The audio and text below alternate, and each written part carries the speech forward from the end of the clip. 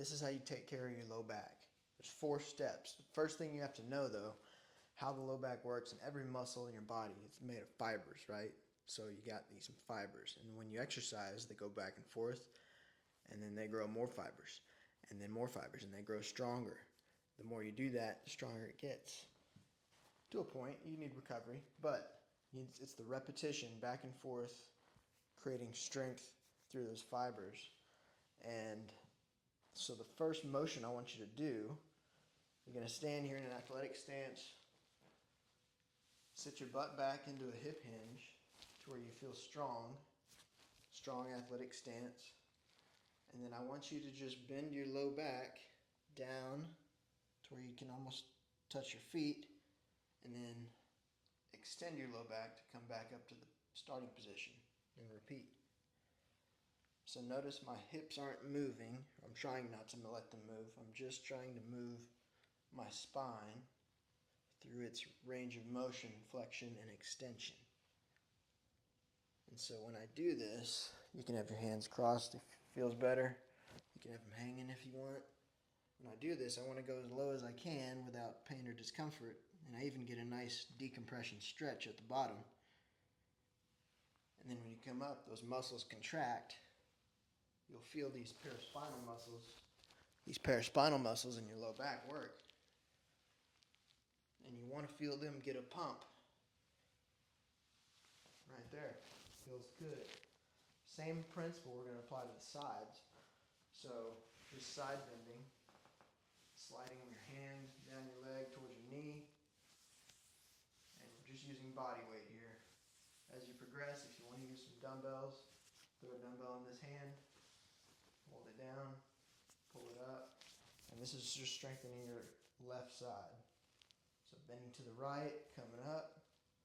I feel a stretch in between my rib cage and my pelvis right here. And when I come up, those 2 points come together. So it's contracting. Same on the right.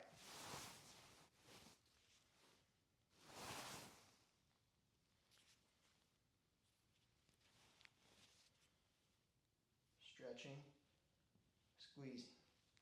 Stretching, squeezing. And then the fourth one, we got the back, we got the right, we got the left. We have to get the front. So a good old sit-up will suffice, or a crunch. Point is, the back is flat, and then it's coming into flexion. And you're contracting the muscles on the front side of your spine. So this way, we've worked out all 4 quadrants of the spine and the core. You're going to create a nice, strong, muscular girdle around your spine, around your low back, and you're less likely to get injured the more you do this. Do it for about 6 weeks, at least twice a week, and you'll see great results. I can almost guarantee it. Those 4 things are the fundamentals, non-negotiables. There's an extra credit thing you can do, which will work the hip flexor muscles, and that's if you take a weight, put it on one leg, bring the leg up to 90, and lower it. So this is working your hip flexors, which is they're large muscles, and they connect to your low back on the front. So in addition to doing abs or crunches, this would be a great accessory move. And I'm using all my leg. I'm trying not to curl it, trying to pick it up with my leg. And you can even hold it for 1 Mississippi. Work on your balance.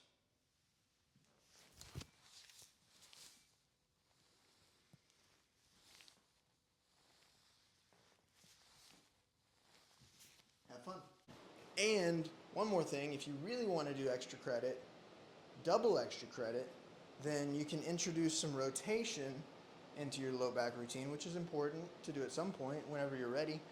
So instead of just doing the hip hinge, flexion, extension, you can also do a hip hinge rotation, touch with one hand, and alternate. This way you're bending and twisting, the dangerous thing to do, but you're training for it in a controlled environment, so you'll get strong there. Next time you have to bend and twist and lift something, you won't get as hurt.